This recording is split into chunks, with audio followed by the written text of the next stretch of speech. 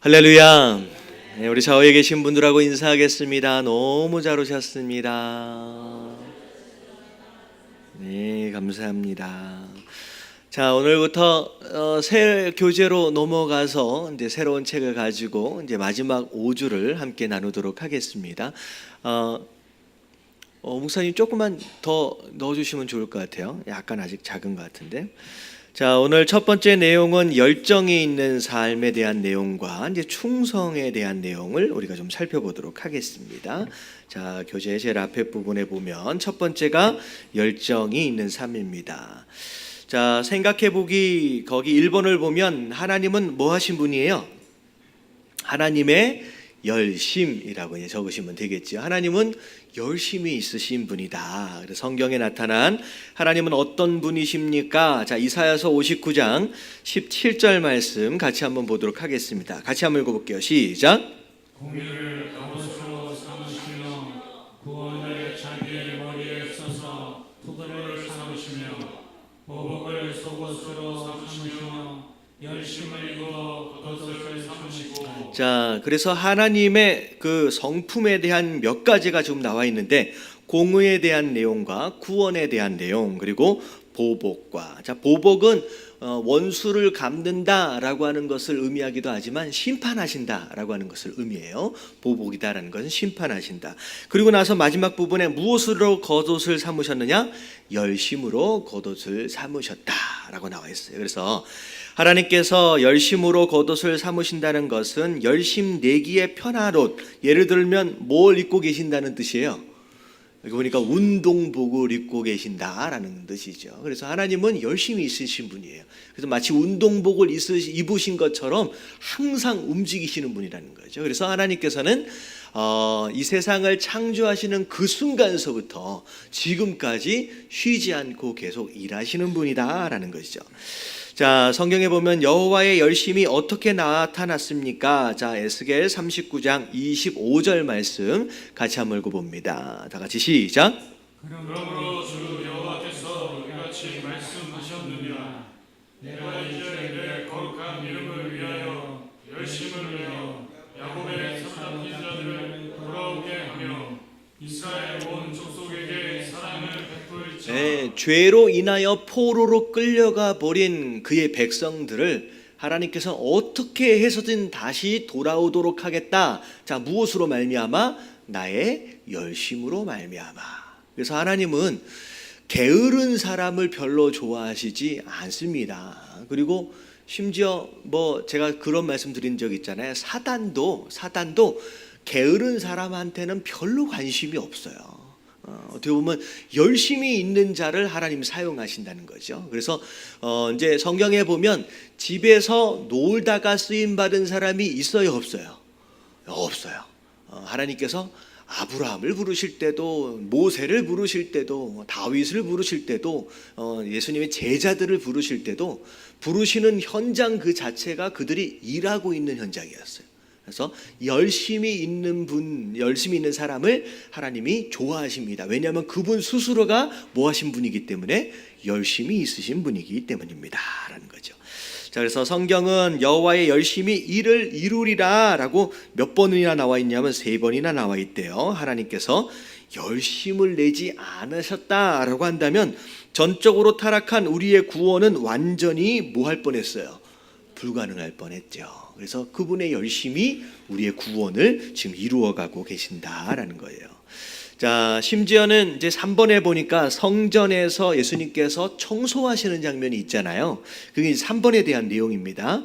자, 성전 안에서 행해지는 악들을 쫓아내시는 예수님의 모습을 보고 제자들이 어떻게 말하고 있느냐. 자, 요한복음 2장 17절 다 같이 시작.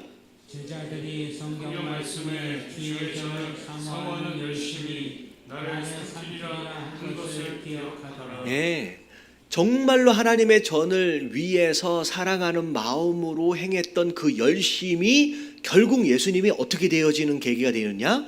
이제 십자가에 못 박혀 돌아가시는 계기가 되어지죠. 그래서 이번 주일날, 돌아오는 주일날에도 안식일에 대한 설교인데요. 이 설교 맨 마지막 부분에 보면 안식일에 대한 계속 그게 이슈가 되어짐으로 말미암아 이 바리새인들과 대제사장들이 뭘 생각했냐면 가만히 두면 안 되겠다라는 생각을 하게 돼요. 그리고 결정적으로 예수를 반드시 죽여야 되겠다라고 결정하게 되는 그 사건이 어떤 사건이었냐면 성전을 청소하시게 되는 그 사건이에요. 예수님이 하나님을 향한, 성전을 향한 사모하는 마음, 그 열정이 결국은 예수님이 죽게 되어진, 돌아가시게 되는 계기가 되어진다는 거죠. 그럼에도 불구하고 예수님은 그런 열심으로 이 땅 가운데 그 일을 감당하셨다라고 하는 것이죠. 자, 그래서 자 밑에 보니까 하나님의 사람들의 열심, 자 하나님뿐만 아니라 그분에게 쓰임 받은 사람들이 다 어떻게 살았느냐? 하나님께서 이처럼 열심이시기 때문에 하나님이 특별히 사용하시는 사람들은 언제나 어떤 사람이었어요? 열심의 사람들이었다. 자, 1번을 볼게요. 다 같이 시작.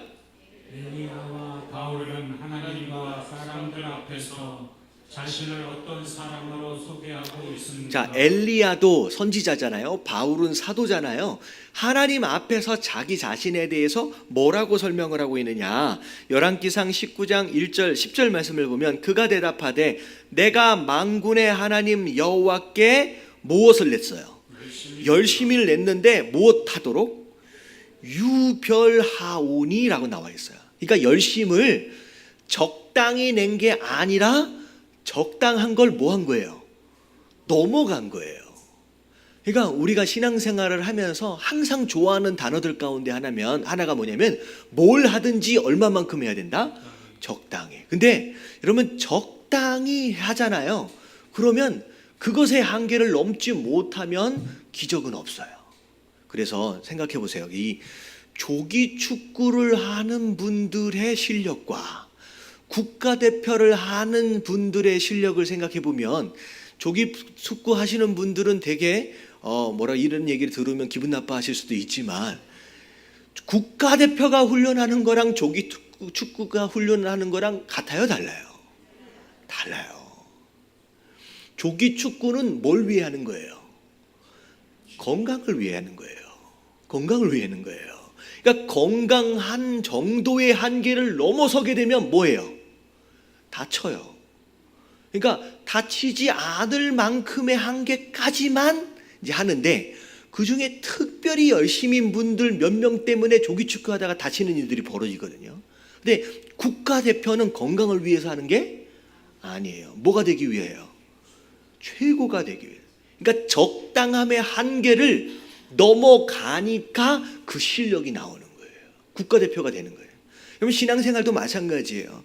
적당히 하는 것이 최고야 하는 가운데 어정쩡한 그 거리 안에서 이제 신앙생활을 하시는 분들은 하나님을 경험하기가 쉽지가 않습니다. 이 한계를 넘어가는 거예요. 그래서 출애굽기나 민수기에 보면 하나님께서 의도적으로 광야로 우리의 삶을 인도해 가시잖아요. 광야는 적당히 해가지고 살아남을 수 있는 곳이 아니에요. 이 광야의 환경을 통하여 우리의 노력과 우리의 열심이 적당함의 한계를 넘어서도록 만드는 것으로 말미암아 누굴 경험한다? 하나님을 경험하도록 만드는 거예요. 자, 그게 이제 되게 중요한 거라는 거죠. 그래서 자, 열왕기상에서 엘리야는 자기 자신에 대해서 내가 얼마나 하나님을 향하여 열심히 했느냐 유별나도록 열심을 했다는 거죠. 자, 갈라디아에서에서 자 바울은 뭐라고 얘기했는지 한번 보세요. 자, 같이 한번 읽어봅니다. 시작. 내가 내 동족 중 여러 영갑자보다 유대교를 지나치게 믿어 내 조상의 전통에 대하여 더욱 열심히 있었으나 예, 바울 사도가 스스로 얘기할 때 나는 바리새인 중에 바리새인이다라고 얘기하는 거예요. 공부하는 것에서부터 열정에 이르기까지 그 어느 것 하나도 둘째가라며 서러울 정도로 진짜 열심을 냈던 사람이다라는 거죠. 심지어 그 유대교에 대한 열심으로 인하여 뭐 하기까지 했어요? 예수 믿는 사람을 잡아서 죽여야 되겠다. 굳이 그럴 필요까지는 없었거든요. 그렇게까지 해서라도 나는 하나님 앞에 뭐 해보고 싶은 거예요? 잘 보여보고 싶은 거예요. 그랬더니 물론 방향이 잘못되어져서 하나님께서 방향을 수정하시긴 하지만 그 열심 때문에 바울 사도가 뭘 받는 것이냐? 선택을 받는 거라는 거죠. 적당한 사람은 아니었다는 거죠. 자, 그게 이제 중요합니다. 자, 그리고 예수님께서 특별히 사랑하신 세 제자가 있었어요. 자, 누구예요? 베드로와 요한과 야고보. 자, 이 세 사람이 보통 사람이었느냐? 자, 같이 보면 마가복음 3장 17절에 나오는 내용에 보면 야고보와 요한은 형제예요. 근데 별명이 뭐라고 붙여져 있냐면 우레의 아들이라고 붙여져 있어요. 우레, 번개. 어떻게 보면 보통 인물이 아니라는 거죠. 뭐 하라고 하면 얼마나 열정을 내가지고 움직이는 사람이냐? 번개 같다는 거야. 불 같다라는 거죠. 야, 하나님이 이런 사람을. 자, 베드로도 마찬가지예요. 예수님께서 잡히시는 그날 밤에 자기가 뭘 어떻게 얼마나 할 수 있겠습니까? 많은 병사들이 몰려왔는데, 근데 그 상황에서라도 뭐라도 해보는 거예요. 들고 있는 칼을 가지고 한 사람의 귀라도 베어보는 거예요. 그렇게라도 해야지 되겠다. 그러니까 그런 마음이 있는 사람. 그래서 적당히 대충 교회나 왔다 갔다 해야지 이런 마음보다는 여러분 뭘 해도 좀 열심을 내보시길 주님의 이름으로 축원합니다. 공부에도 마찬가지예요. 오늘 배운 내용들도 진짜 열심히 있는 분은 오늘 저녁에 가서 뭐라도 해봐요. 다시 한번 복습이라도 해보는 거야. 그리고 진짜 열심히 있는 분들은요, 다음 주에 수요일날 딱 와가지고 예배 시작하기 전에 뭐예요? 예습이라도 해보는 거예요. 저는요, 예배를 드리다가 참 우리 장 장로님한테 참 은혜를 받을 때가 많아요. 왜냐면 제가 예배를 드리기 위해서 이게 딱 나오면 한 5분 전, 10분 전에 들어오잖아요. 그럼 장 장로님은 항상 하시는 게 있어요. 항상 하시는 게 뭐냐면 미리 그날의 본문 말씀을 먼저 읽으세요. 그리고 블랭크 가로 쳐져 있는 데 있잖아요. 이게 답이 맞든 틀리든 상관이 없이 본인이 먼저 답을 다 달아놓으셔. 그리고 나서 예배를 드릴 때 그걸 확인해 가셔요. 제가 언제부턴가 주보를 만들 때 주보 안에, 여러분 제가 한 6개월 전만 해도요, 주보가 어딨지? 주보 안에 성경 구절을 다 인쇄해 넣지 않았었어요. 그래서 예배 때 띄어지는 그 말씀의 그냥 중요한 부분들을 그냥 메모하게끔만 만들어놨지, 주보 안에다가 본문 말씀, 저는 본문 말씀뿐만 아니라 인용 말씀이 굉장히 많거든요. 근데 인용 말씀을 기록을 안 했었어요. 근데 제가 장로님 때문에 기록하기 시작한 거예요. 왜냐하면 장로님은 딱 예배를 시작하기 전에 뭐 하시냐면 인용 말씀의 앞에 몇 장 몇 절까지만 나와 있다가 거기까지만 적어져 있거든요. 장로님은 예배 시작하기 전에 그걸 다 적으셔. 주보 나오면 전부 다 찾아가지고 다 메모를 하시고 그렇게 예배를 드려요. 여러분 본 받으시길 주님의 이름으로 축원합니다. 그 예배 하나를 드려도 내가 어떻게 해서든 이 말씀을 내가 잊어버리지 말아야지. 더 자세하게 들어야지. 까먹지 말아야지. 저는 그 생각을 했어요. 저는 오송 교사님하고 장종라님의 모습을 보면서 제가 뭘 생각했냐면, 이분들은 이걸 가지고 나가서 누군가에게 다시 설교를 하시려고 준비하시는 분 같은 느낌이 들어요. 그렇지, 약간, 그렇죠? 아닌가? 지난주에 주보를, 오송교사님 주보를 한번 확인해 보세요.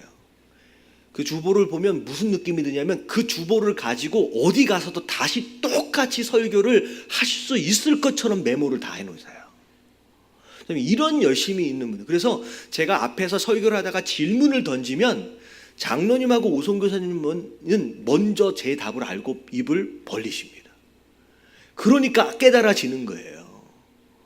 여러분, 그래서 여러분 예배를 드릴 때 뭘 할 때 내가 진짜 이걸 내가 배워서 오늘 집에 안 나오고 있는 내 남편이라도 한마디라도 내가 좀 해주겠다라고 하는, 가르쳐주겠다, 누구라도 내가 전해주겠다라고 하는 그런 열심을 가지고 여러분 예배에 임하시고 여러분 공부에 임하실 수 있는 저와 여러분들 되시길 주님의 이름으로 축원합니다. 너무 감사한 것 같아. 그래서 그런 열심이 있어야 된다는 거죠. 자, 그래서 이제 3번서부터 나오는 내용이 뭐냐면 과연 우리가 어디에 그렇게 열심을 내야 하느냐라고 하는 것에 대해서 설명을 하고 있어요. 자, 하나님은 우리가 모든 일에 힘써 행할 것을 요구하십니다. 그러나 특별히 우리가 더 열심을 내야 할 부분이 있는데, 자, 호세아 6장 3절 말씀 같이 한번 읽어볼게요. 다 같이 시작. 그러므로 우리가 근처 여호와를 자, 여기까지요. 우리가 가장 노력해야 할 부분이 뭐예요? 하나님을 아는 것에 열심을 내야 돼요. 그러면 하나님을 제대로 알지 못하면 다른 것에 열심을 내는 것 자체가 오히려 어떻게 보면 잘못된 방향으로 우리가 나아가는 상황들이 벌어질 수 있다는 거예요. 그래서 제가 오늘 예배 들어오기 전에 이제 우리 집사님하고 같이 상담을 하다가 그런 생각을 가지시는 거예요. 여러분, 크리스찬이 된다라고 하는 것은 착한 사람이 되라는 얘기가 아니에요. 근데 워낙에 불교나 유교의 사상에 익숙해져 있다 보니까 크리스찬으로 산다라고 하는 것 자체가 무엇으로 사는 것이라고? 착한 사람으로 사는 것이라고 착각하고 있는 거예요. 그러다 보니까 세상 속에서 살아갈 때 너무 제약이 많은 거예요. 이것도 하면 안 되고 저것도 하면 안 되고. 그게 아니에요. 그러면 성도 되어진 자로 사는 것은 착한 사람으로 사는 게 아니라 누구 뜻대로 사는 거예요. 그러면 하나님 뜻대로 사는 거예요. 여러분, 하나님 뜻과 착한 사람의 개념은 다른 거라는 거죠. 우리가 하나님 말씀을 제대로 알지 못하고 그분에 대해서 알지 못하면 엉뚱하게 신앙생활을 하게 되는 상황이 벌어진다는 거죠. 그래서 여러분, 방향이 중요해요? 속도가 중요해요? 여러분, 방향이 잘못되면 큰일 나거든요. 애쓴 것만큼 오히려 거꾸로 돌아가야 되는 상황이 벌어지거든요.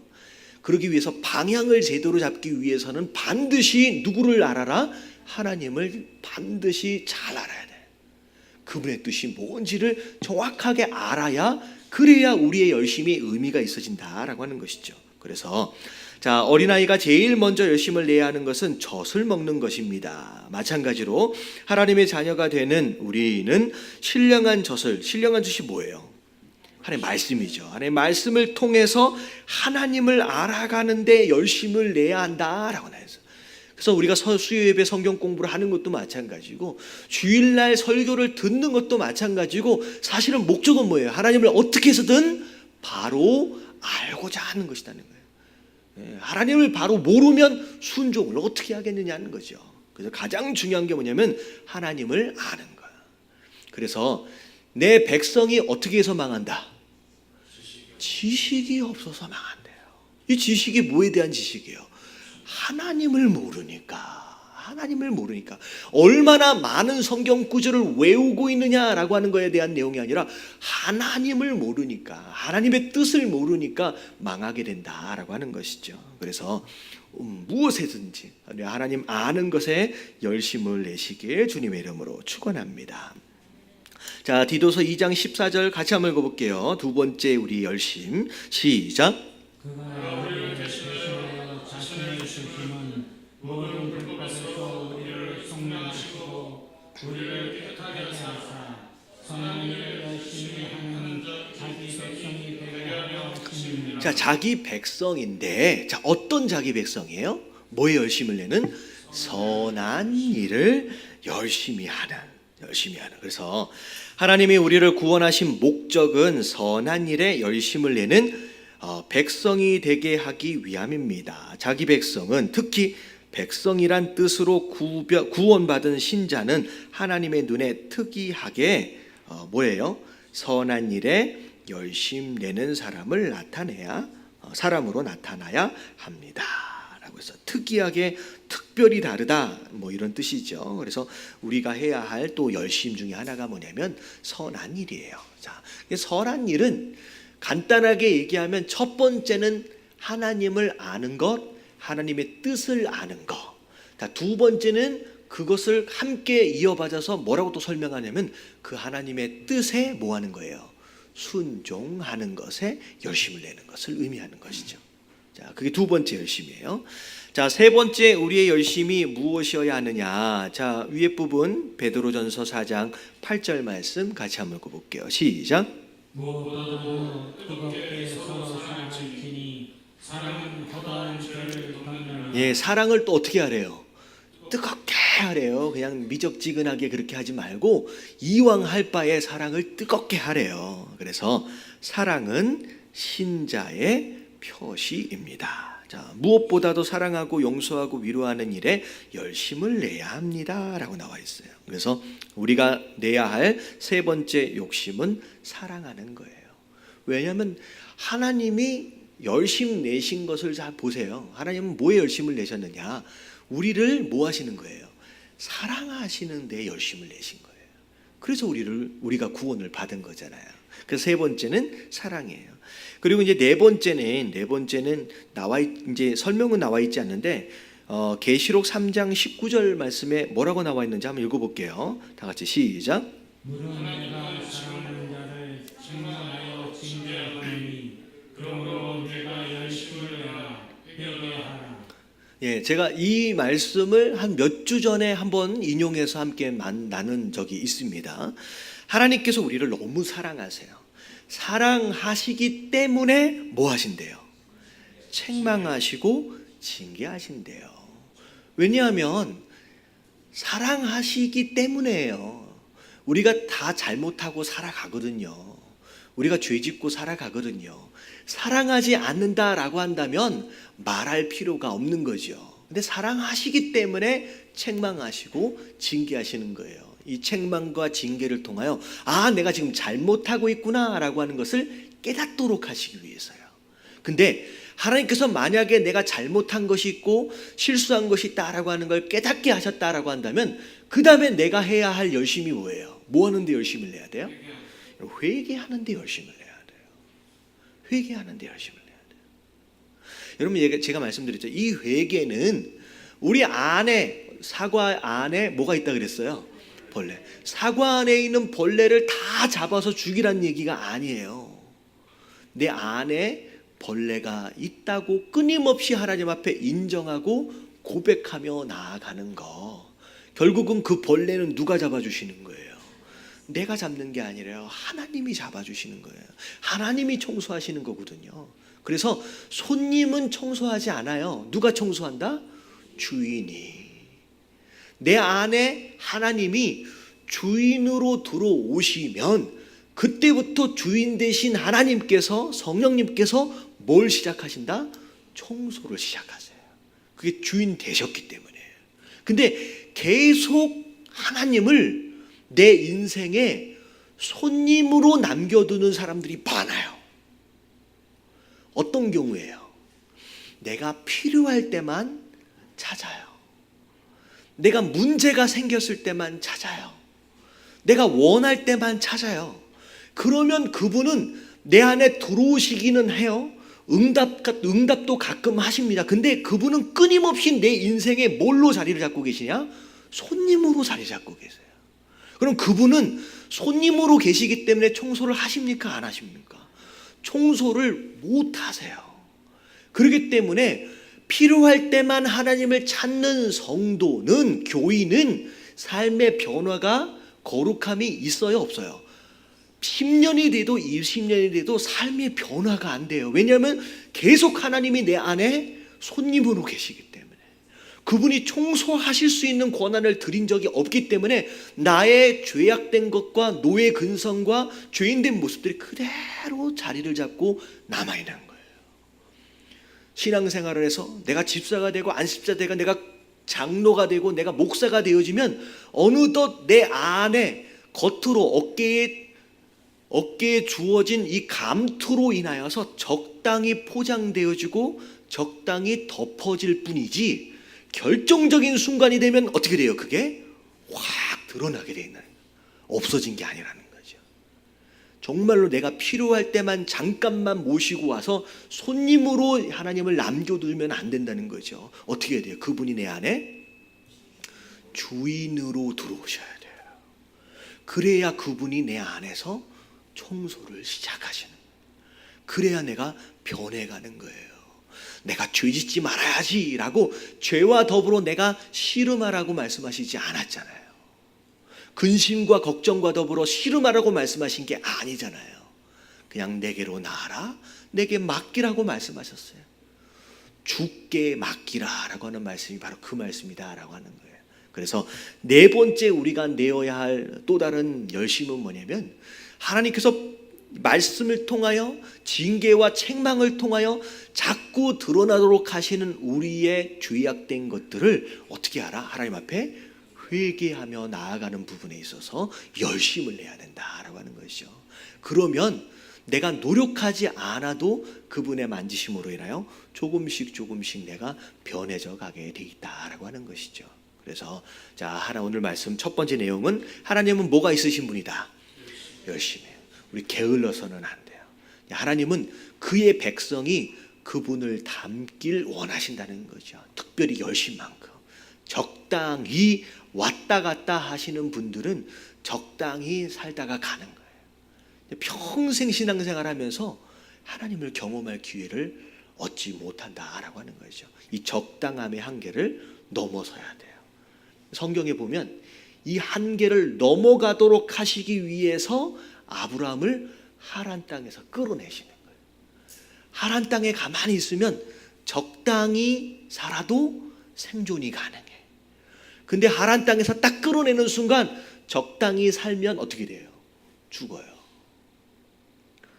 애굽도 마찬가지예요. 다윗도 마찬가지예요.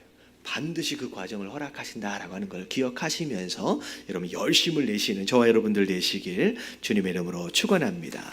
아멘. 자, 두 번째 과로 넘어가겠습니다. 자, 두 번째 과. 자, 충성에 대해서 함께 살펴보도록 하겠습니다.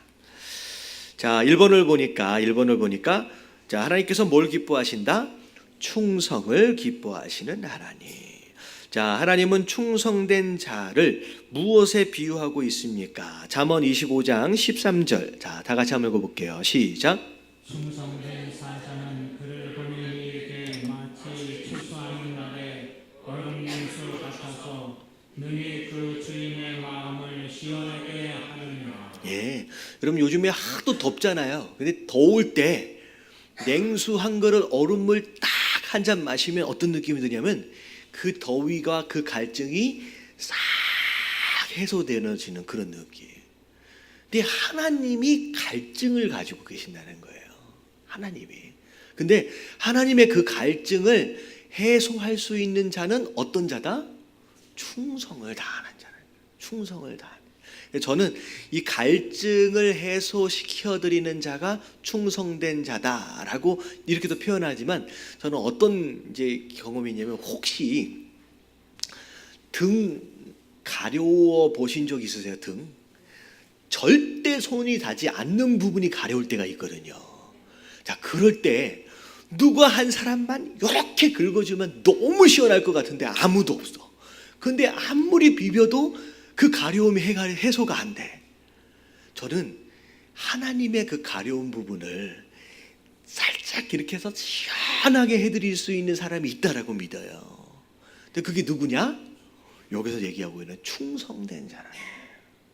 하나님을 가려운 부분을 시원하게 긁어드릴 만한, 뭐 이렇게 표현하니까 이 하나님을 어떻게 그렇게 얘기할 수 있느냐 이렇게 생각할 수 있지만 비유로 말씀을 드리는 거예요. 비유로. 자, 그래서 하나님께 충성된 자를 얼마나 기뻐하시는지 생각해 보자라는 거죠. 자, 근데 충성의 뜻이 과연 뭐냐라고 밑에 좀 설명하고 있는데, 자, 밑에 한번 읽어보도록 합니다. 다 같이 시작. 당신은 충성하면 제일 먼저 어떤 것이 생각납니까? 우리는 흔히 충성을 헌신의 결부시켜 생각하는 경향이 있습니다. 영어 성경에서 충성에 해당하는 단어는 faithful, 그 뜻은 성실한, 신이 있는 약속을 지키는 일입니다. 성경에 나오는 충성의 원 뜻도 처음과 끝이 동일한 것, 변함없이 신실한 것입니다. 자, 그래서 충성이라고 하는 단어는 영어로 faithful이라고 나와 있어요. 신실하다. faithful. 그래서 신실하다라고 하는 단어는 풀어서 얘기하면 약속을 지킨다라고 하는 거예요. 어떻게 보면 보내심을 받은 자로서, 어떻게 보면 종되어진 자로서 주인과 한 약속이 있거든요. 그러니까 주인이 하신 명령이 있어요. 그게 주인과 한 약속이에요. 그것을 끝까지 지켜내는 거. 자, 이게 바로 페이스풀이고 이게 신실함이고 이게 충성이다라는 거죠. 단순히 내가 무엇에 대해서 열심을 내고 있다라고 하는 것 그 이상에 대한 내용을, 그러니까 헌신되어짐 그 이상이에요. 그냥 막연하게 내가 할 수 있는 것에 대해서 열심을 내는 건 헌신이라고 얘기할 수 있지만, 신실함이다라고 하는 것은 그분이 나로 하여금 하도록 하신 그 일이에요. 그러니까 그 일이 아니라 다른 일에 막 열심을 내고 있으면 그건 충성하고는 상관이 없는 그냥 자기 만족만 될 뿐이라는 거죠. 충성은 그분과의 나가 약속이 있고 그 약속을 지키는 것이라는 거죠. 자, 그래서 성도 되어진 자는 2번을 보니까 충성을 뭐 해야 된다? 자랑해야 된다.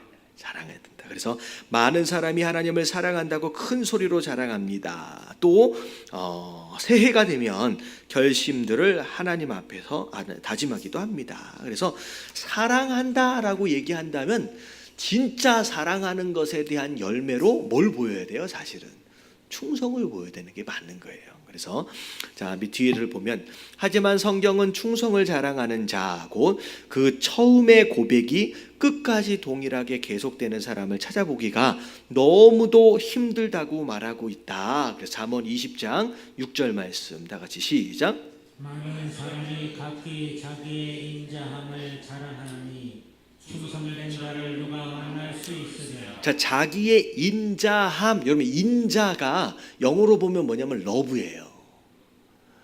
하나님을 내가 사랑한다라고들 얘기한다는 거예요. 예배 때마다 와가지고 하나님 내가 하나님을 사랑합니다라고 얘기한다는 거예요. 찬양할 때도 가사가 뭐예요? 주님 사랑해요 하면서 고백한다는 거예요. 근데 그걸 자랑하지만 사실 그 사랑한다라고 하는 고백과 더불어서 뭐가 없어요? 충성된 자를 과연 내가 만날 수 있겠느냐라는 거죠. 사랑은 굉장히 추상적인 단어예요. 보이지 않거든요. 증명하기가 쉽지가 않아요. 내가 너를 사랑한다, 내가 하나님을 사랑한다. 진짜 하나님을 사랑하는지 사랑하지 않는지 어떻게 알겠어요? 속에 있는 마음을. 근데 알 수 있다는 거예요. 무엇을 통하여? 너의 충성되어짐을 통하여. 결국은 충성으로 맺어지는 열매가 없는 사랑은 사실 껍데기라는 거예요. 믿음도 뭐라 그랬어요? 순종이 없는 믿음은 뭐다? 죽은 믿음이다. 이거 껍데기라는 거예요. 그러니까 순종을 통하여 증명되기, 확인하기 어려운 믿음이라고 하는 것을 확인할 수 있는 거예요. 순종이라고 하는 걸 통하여. 충성이라고 하는 것을 통하여 확인하기 어려운 뭘 검증할 수 있어요? 사랑을 검증할 수 있다는 거예요. 그래서 막연하게 그냥 추상적인 단어들만을 써서 나는 하나님을 사랑합니다, 나는 하나님을 어떻게 합니다 라고 하는 둘러대는 그런 신앙이 아니어야 한다는 거죠. 반드시 열매로 드러나야 한다라고 하는 것입니다.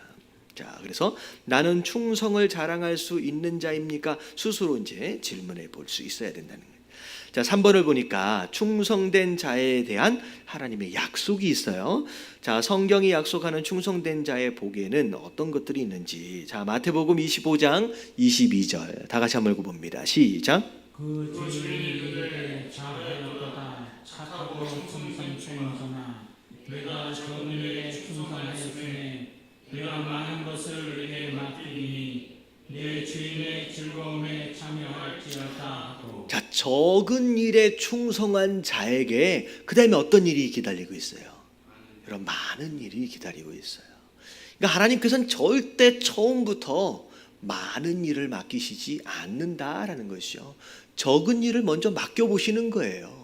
그것에 우리가 얼마나 충성되어졌느냐라고 하는 것을 통하여 그 다음 단계의 일을 맡기신다는 거예요. 근데 제가 이 말씀을 설명할 때마다 제가 꼭 설명하는 내용이 뭐가 있냐면, 지금 내가 맡고 있는 이 일이 적은 일이다, 별로 중요하지 않은 일이다 라고 하는 마음을 가지면 여러분 절대 맡은 자로서 충성되어질 수가 없어요.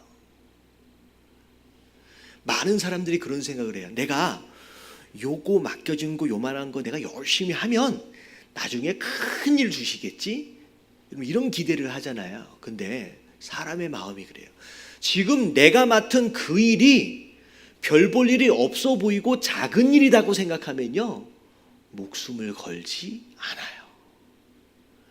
여러분, 하나님께서 내게 주신 일이다라고 한다면 여러분, 어떤 일이 되었던 사소하거나 작은 일은 없는 줄로 믿습니다. 왜 나를 요만한 것을 시킬까? 별로 중요하지도 않는 것 같은데 왜 나는 이렇게 작은 일을 시킬까? 여러분, 이것 때문에 민수기에서 누가 등장하는 거예요?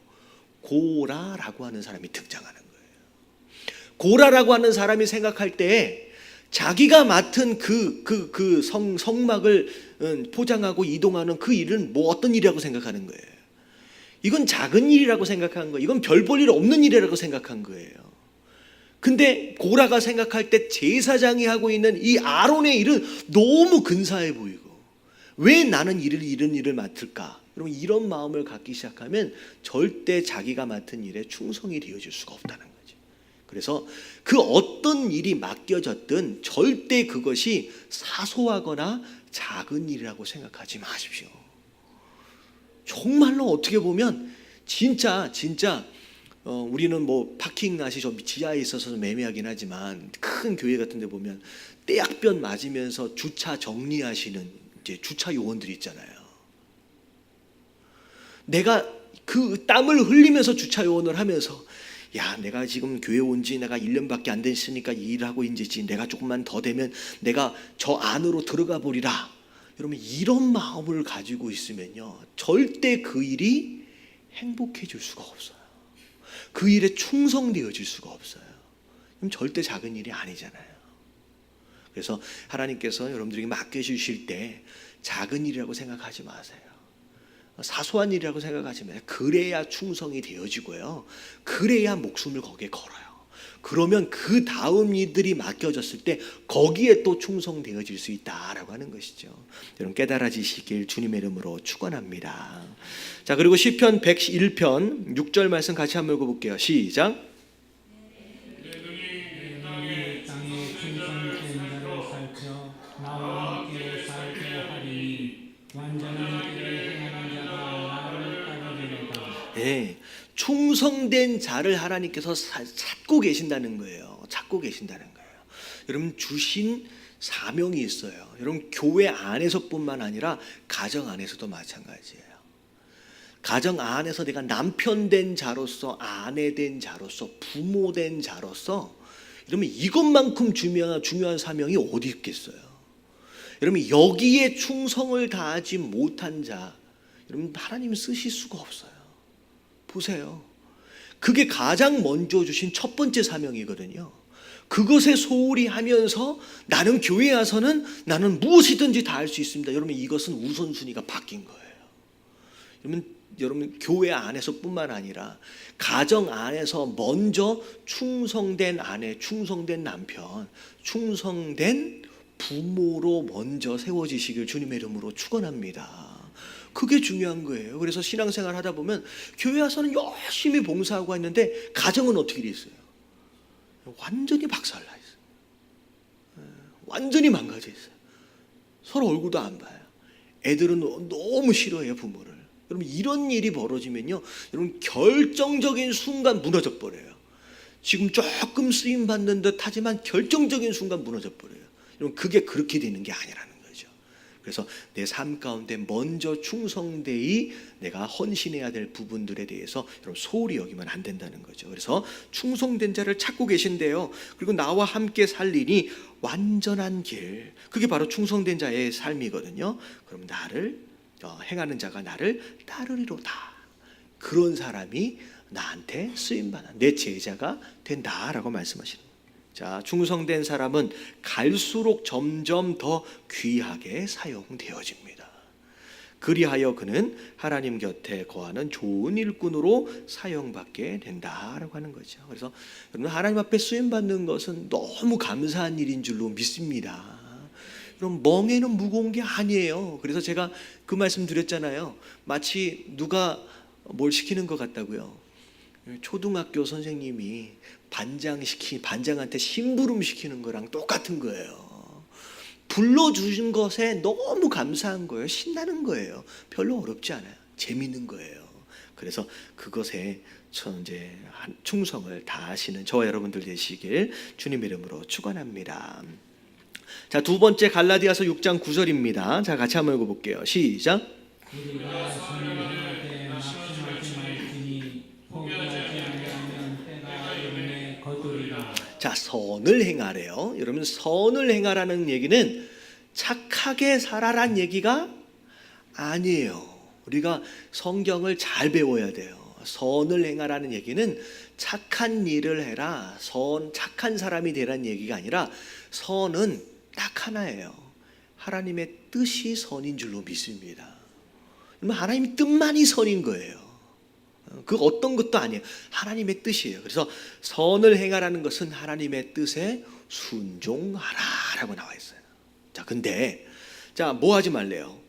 낙심하지 말라라고 말씀하시는 이유는 하나님의 뜻에 순종을 했는데 낙심할 만한 일들이 일어난다, 안 일어난다?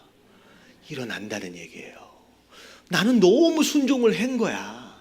나는 열심히 그 뜻대로 살아가려고 애를 쓴 거예요. 그러면 그 열심을 낸 것만큼의 열매가 즉각 맺어지면 너무 좋잖아요. 근데 그런 일들보다 오히려 실망하게 되는 일들이 다반사 일어난다는 거죠. 자, 그럴 때 뭐 하래요? 포기하지 말래요. 근데 포기하지 말라고 하는 이유는 뭐냐면 대부분이 뭐 한다? 포기한다는 거예요. 대부분이 포기한다는 거예요. 순종하려고 애를 썼는데 왜 이런 일이 일어날까? 답답한 상황이 일어나면 대부분의 많은 사람들이 포기하는 거예요. 그래서 포기하지 말라고 얘기하는 거예요. 여러분, 포기하지 않는 게 쉬우면 하나님 말씀하시지 않으셨겠죠? 포기하지 않는 게 어렵기 때문에 말씀하시는 거예요. 어렵기 때문에 포기하지 않아요. 그러면 자, 뭐가 되면? 때가 되면. 그러면 이때는 내가 원하는 때가 아니죠. 처음부터 시작 자체가 누구의 뜻서부터 시작했어요? 하나님의 뜻에서부터 시작됐다라고 한다면 그것에 대한 열매조차도 누구의 때예요?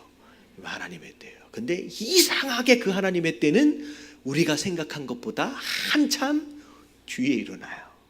여러분, 이건 아셔야 돼요. 제가 오래 살아보진 않았지만 제가 살아보니까 거의 99% 그렇게 되더라고요. 제가 원하는 때가 아니에요. 하나님의 때가 되어지면 어떻게 된다? 거두게 될 날이 올 것이다 라고 하는 말씀이에요. 반드시 열매가 맺어지게 될 것이다 라고 말씀하잖아요. 자, 그래서 자, 밑에 한번 읽어봅니다. 포기하지. 시작. 포기하지 않는다는 것은 지치지 않는 것, 곧 충성된 것을 인정합니다. 많은 사람이 뿌린 것을 거두지 못하고 있는 이유는 충성되지 못하기 때문입니다. 하지만 충성된 자의 뿌린 것은 그 뿌리를 통해서라도 반드시 수고한 것의 결실을 보게 되어 있습니다. 예, 반드시 맺게 될 것이다 라고 말씀하시는 거예요. 그게 충성이에요. 어떻게 보면 성도 되어진 자로서, 저도 마찬가지예요. 저도 젊은 목사로서 그런 생각 되게 많이 해요. 이런 표현 자체가 성도 되어지신 분들에게 은혜가 되어질 만한 표현인지는 잘 모르겠습니다. 근데 저는 저 자신을 목사로서 저 스스로를 포장하고 싶지는 않아요. 솔직해지고 싶어요. 그래서 제가 이런 얘기를 합니다. 하루에도 수십 번씩 그런 생각이 들어요. 이 목회가 제 적성에 별로 안 맞는 것 같아요.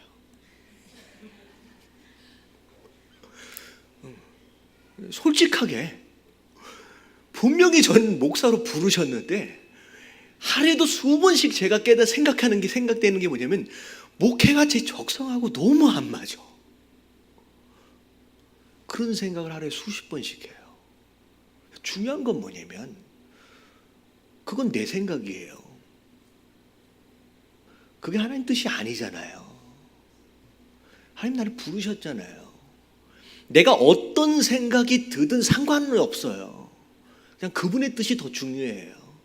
그래서 제가 오늘도 수십 번 뭐라고 결단하느냐? 그래도 끝까지 버티자. 괜찮아요. 열매 맺으려고 애쓰지 마세요. 대단한 어떤 결과를 만들어 보려고 몸부림치지 마세요. 너무 힘들면 그냥 뭐라도 하세요. 그 자리에서 버텨라도 보세요. 그러면 나중에 어떻게 돼요? 오늘 말씀에 뭐 그 버티는 그게 뭐라고 말씀하시냐? 그게 충성이에요. 별로 내가 한 게 없어 보이지만 버티는 그게 충성이에요. 좀 성도 되어진 자도 마찬가지예요. 보세요. 실망하게 된대잖아요. 낙심하게 된대잖아요. 내 마음대로 안 돼요. 내 마음대로 안 돼요. 하면 할수록 손대면 될수록 더 꼬여요. 답답해 죽겠어요. 그래서 이걸 내가 근데 끝까지 버티는 거예요. 끝까지 살아남는 자가 이기는 것인 줄로 믿습니다. 사단이 왜 사단 됐어요?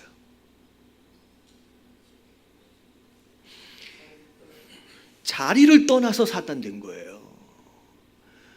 사단이 자기가 원래 있어야 할 자리를 포기하고 그 자리를 떠났어요. 그래서 사단 된 거예요. 우리 신앙도 마찬가지예요. 자꾸 우리가 뭘 이뤄보려고 하지 마시고 우리가 그 자리를 지키는 게 신앙이에요. 끝까지 버티는 자가 이겨요. 그게 신앙이에요. 오늘날 우리도 마찬가지예요. 교회가 막 사람들이 많아서 부흥할 것 같잖아요. 그럼 요즘 시대는 부흥의 시대가 아니에요. 리바이벌의 시대가 아니라 무슨 시대다? 서바이벌의 시대.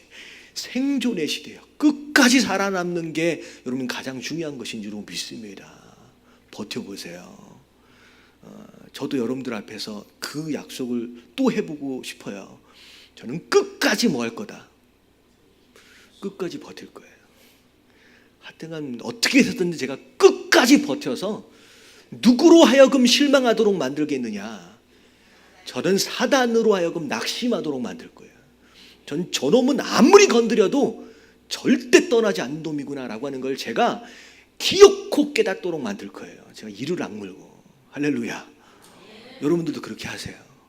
진짜 힘들고 어려워서 정말 확 다 엎어버리고 싶고 뭐 이런 표현이 적당한지 모르겠지만 우리끼리 하는 얘기예요. 우리끼리. 주일날에는 방송으로 나가니까 제가 이렇게 과감하게 못 얘기하는데 수요일날 우리끼리 버티세요. 그러면 살아남는 거예요. 여러분 끝까지 이기시는 저와 여러분들 되시길 주님의 이름으로 축원합니다. 그래서 충성은 페이스풀이라고 하는 단어는 거창한 단어가 아니라 뭐 하는 것이다? 끝까지 버티고 자리를 지키는 것이다 라고 하는 여러분 깨달아지시길 주님의 이름으로 축원합니다. 자, 세 번째 마태복음 24장 45절부터 46절 다 같이 한번 읽어볼게요. 시작.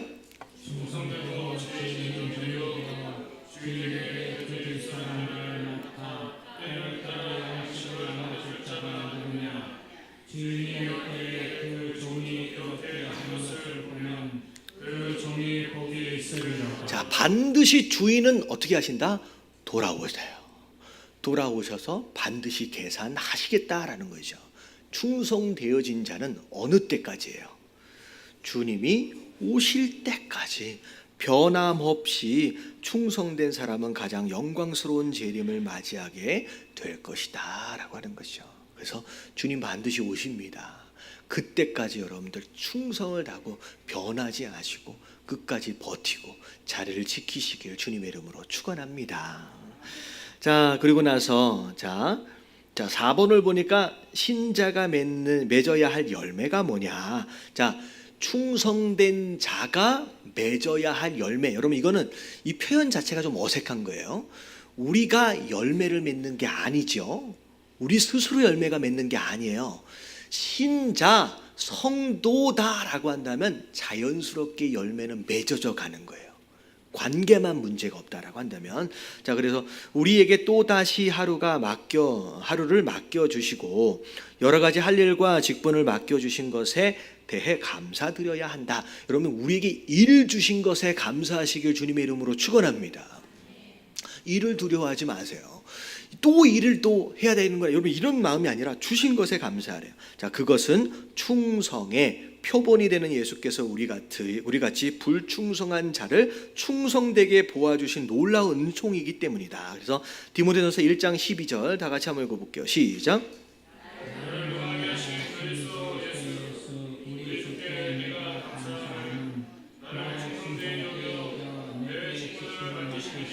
예, 감사할 제목이 있는데 그게 뭐냐면 내게 뭘 주셨기 때문에 직분을 주셨다라고 하는 것으로 인해서 너무 감사돼요. 할 일을 주셨다라고 하는 것. 근데 중요한 게 뭐냐면 나를 충성되이 여겨주셨대요. 이 표현 자체는 내가 충성이 된 거예요? 아니에요. 아무리 봐도 나는 충성되다라고 여겨질 만한 구석이 요만큼도 없는 거예요. 근데 하나님은 나를 어떻게 해주셨다? 충성되었다고 여겨주셨다는 거죠. 그러면 이게 감사한 거예요. 그러니까 내가 어떤 직분을 맡았어요. 여러분, 목사의 직분을 맡았고 장로의 직분을 맡았고 어떤 직분을 맡았다라고 했을 때 나는 이 직분을 맡을 만한 자격이 있다라고 생각하면요, 여러분 감사되어지지 않아요. 그럴 만한 자격이 있다라고 생각하면 감사 안 돼요. 오히려 교만해지죠. 근데 나는 목사가 될 만한, 나는 뭐가 될 만한 자격이 없는데 근데 주셨다라고 생각하면 너무 감사한 거예요. 그러면 그 감사로 인하여서 오히려 충성을 다하게 될 마음이 생겨지는 거예요. 나 같은 사람을 어떻게 쓰시려고 할까라고 하는 그런 마음이죠. 그래서 하나님 앞에서의 충성되어짐은 이런 거예요. 내가 이렇게 하면 하나님이 이런 복을 주신다 그랬지 라고 하는 그 뒤에서의 결과를 기대하는 마음으로 충성되어지는 거, 여러분 이게 아니라 내게 이 일을 맡겨주셨다라고 하는 것으로 인하여 그냥 감사하는 거예요. 자격 없는 자를. 그래서 여기서 이제 은혜라고 얘기하잖아요. 은총. 여러분 은혜가 무슨 뜻이에요? 우리 예담교회 표현으로 받을 만한 자격이 없는 자들에게 주시는 하나님의 선물. 그게 무엇이 되었든 직분이 되었든 나는 받을 만한 자격이 없다라고 하는 걸 인정하는 순간 이 일 맡겨주신 것에 대해서 감사하게 돼 있고요, 충성을 다하게 돼 있다라고 하는 것이죠. 그래서 그 되게 이건 적당한 표현은 아닌 것 같은데 그 조폭 나오는 그 영화 같은 데를 보면 두목이 딱 앉아 있잖아요. 저기 이렇게 가까운 데서부터 멀리 가면서 서열이 이렇게 내려가잖아요. 근데 어떤 이제 그 주인공이 딱 등장을 해요. 그럼 이 주인공을 해치워야 돼. 그러면 얘랑 상대할 만의 중간 보스격 정도를 내보내야 되는데 저 밑에 있는 이제 전문 용어로 하팔이라 그러잖아요. 야, 너 나가봐. 그러면 뜬금없이 나를 불러주셨다라고 하는 것으로 말미암아 너무 기분이 좋아가지고 빡 나가잖아요. 무슨 영화는 목사만 보나? 영화 안 보셨어요? 그런 장면이에요. 내가 이 사람하고 내가 부름받을 만한 그 위치가 아니에요. 근데 난 저기 끄트머리에 있는데 두목이 나를 기억해 줬다는 거야. 그리고 나를 보냈다는 거예요. 내가 잘 싸우든 못 싸우든 상관이 없이 인정해 줬다는 거죠. 그것으로 너무 신나서 어떻게 싸워요? 죽도록 싸우는 거예요. 거기서 이기면 어떻게 돼요? 저기서 이만큼 올라오는 거야. 여러분 그게 어떻게 보면 내가 나가서 이만큼 올라온다라고 하는 건 나중 얘기예요. 내가 나를 기억해 두셨다, 나를 불러주셨다라고 하는 것에 대한 감사가 있으면 나중에 어떻게 된다라고 하는 것을 떠나서 그냥 충성이 되어지고 감사가 되어져요. 이런 봉사는 그렇게 하는 거예요. 주의 종 되어진 자는 그렇게 헌신하는 거예요. 종 되어가지고 억지로 그 송아지가 이렇게 고삐 끼어가지고 끌려가는 것처럼 여러분 이렇게 신앙생활을 하면요 너무 힘들어지는 거예요. 이왕에 재밌게 신앙생활 하시길 주님의 이름으로 축원합니다. 제가 지금 몇 주째 이 얘기를 하는 거예요. 지금 재밌게 좀 합시다. 할렐루야. 수요 예배 또 나와야 된다. 출석 체크 몇 번 해야 되는데 여러분 이렇게 나오면 안 돼요. 이미 15주를 가다 보니까 이미 초월한 것 같아. 나오실 분은 나오고 못 나오실 분들은 이제 포기 되어졌어. 그게 이제 출석 체크해서 수료증 받으려고 하는 게 아니라 그냥 기쁜 마음으로 재밌게 나오시길 주님의 이름으로 축원합니다. 재밌잖아요, 그렇죠? 자, 그리고 어디까지 읽었죠? 자, 맡겨주신 거. 그래서 이렇게 감사한 주님께 우리가 맺어드려야 할 열매는 뭐냐? 그리고 맡은 자에게 구할 것은 무엇이다? 충성이다. 어떻게 하면 충성의 열매를 맺을 수 있을까요? 갈라디아서 5장 22절 다 같이 시작. 성령의 열매는 사랑과 희락과 화평과 오래 참과 자비와 양성과 충성과. 자, 충성이 뒷부분이 나오잖아요. 여러분 이건 뭐의 열매예요? 성령의 열매예요. 다시 말하면 충성되이 살아야 되겠다. 여러분 결단해서 충성되어지는 게 아니에요. 뭐 해야 돼요? 성령 충만해야 돼요. 그러면 성령으로 충만하지 않으면 절대 충성되어짐의 열매는 기대할 수 없습니다. 결국 누가 하시는 거라는 거예요? 내 안에 들어오신 주인된 그 하나님이 나로 하여금 뭐 되도록 하신다? 충성되도록 만들어 가시는 거예요. 그러니까 신앙생활은 저는 그래요. 제가 이제 목회를 오래 안 해봤지만 제가 말씀을 보면서 계속 깨닫는 게 뭐냐면 계속 내가 하려고 하면 할수록 안 돼요. 누가 하시는 거예요? 하나님이 하시는 거예요. 방법은 딱 하나밖에 없어요. 그분이 내 안에 들어오셔서 그분이 열매 맺도록 만드시는 거예요. 충성돼요. 좀 보세요. 사랑. 여러분 사랑이 마음같이 돼야 안 돼요. 여러분 이 사랑이 마음같이 되면 사랑하라고 말은 안 하죠. 똑같이 예배를 드리고 있으면서도 교회 안에서도 사실은 교회 안에서뿐만 아니라 내가 죽자고 사랑해가지고 결혼한 내 남편이 내 아내가 어떨 때가 있어요. 미워 죽겠을 때가 있는 거예요. 저 왼수. 그럼 사랑도 내 마음대로 안 돼요. 자, 희락. 기뻐하는 게 내 마음대로 어떻게 되겠어요? 안 돼요. 오래 참는다. 이건 이 악물고 참아지는 게 이게 아니죠. 자비, 양선, 충성, 나중에 보면 온유, 절제. 이게 내 마음대로 되는 게 아니에요. 이 악물고 씨름해서 될 문제가 아니라 누가 하시는 것이다? 성령 하나님이 하시는 거예요. 그래서 우리의 신앙생활은 뭐에 집중하느냐? 성령 충만에 집중해야 돼요. 하나님 내 안에 들어오시는 것에 집중해야 돼요. 그분과의 관계에 집중하는 거예요. 그분과의 교제에 집중하는 거예요. 그러면 그 관계와 그 교제와 그 충만한 것으로 말미암아 의도치 아니하는 가운데 자연스럽게 이 열매는 맺어져 가는 것이다라는 거죠. 그래서 자 밑에 한번 읽어볼게요. 마지막 충성은 시작. 충성은 성령의 열매입니다. 충성의 열매를 맺기 위해 필요한 것은 성령의 충만입니다. 곧 스펀지가 물을 빨아들이듯 우리의 마음이 성령으로 충만할 때 충성의 열매는 저절로 맺혀지는 것입니다. 저절로 맺어지는 거예요. 그래서 앞에 나왔던 열정도 마찬가지예요. 지금 이제 충성도 마찬가지. 여러분 열정 어떻게 보면 성령 충만하고요. 내가 왜 이 하루를 살아야 하느냐라고 하는 구체적인 목적이 생기면요, 자연스럽게 열정이 있는 사람이 되어집니다. 이것도 매우 중요한 거예요. 그래서 열정적이고 그리고 하나님께 맡겨주신 그런 일들에 대해서 처음서부터 끝까지 충성된 진자로 여러분 세워가시길 주님의 이름으로 축원합니다. 그래서 오늘 말씀을 통하여서 이것 또한 우리가 또다시 짊어지는 짐이 되면 안 돼요. 이제 하나님 앞에 맡겨드리면서 하나님 이런 사람 되어질 수 있도록 도와달라고 기도하시면서 그렇게 나가면 좀 좋을 것 같아요.